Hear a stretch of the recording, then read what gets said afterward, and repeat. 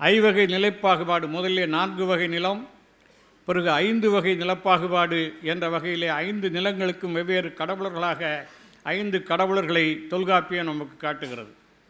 இந்த 5 கடவுளர்களை ஒருங்கிணைத்து திராவிட மதம் என்று ஒரு சொல்லாடலால் கூறுகிறார் மயிலை சீனி வெங்கடசாமி.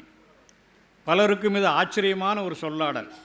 புரட்சி தலைவர் எம்ஜிஆர் அவர்கள் முதல்வராக இருந்தபோது ஒரு கணக்கெடுப்பு நடத்துவதற்கு ஆணையிட்டார்.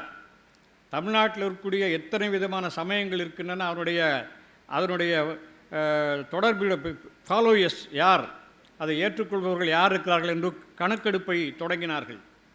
அப்போது முதலாக கணக்கெடுப்பை அவரிடமிருந்தே தொடங்குவோம் என்று சொல்லி முதல்வராக இருந்தபோது அவரிடத்திலே போய் அது கணக்கெடுப்பை சொன்னார்கள், நீங்கள் சார்ந்த மதம் என்ன என்று சொல்லி.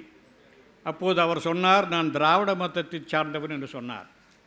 எல்லோருக்கும் ஆச்சரியம். அதுவரை அப்படி சொல்லாடலை பலர் கேட்டதில்லை.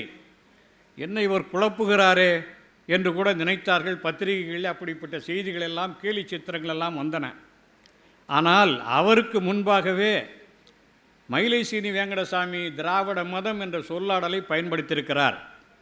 எனவே தமிழருடைய தொன்மையான கடவுளர்கள் 5 நில பாகுபாட்டில் இருந்த 5 திணை கடவுளர்கள் தான் தமிழருடைய கடவுளர்கள்.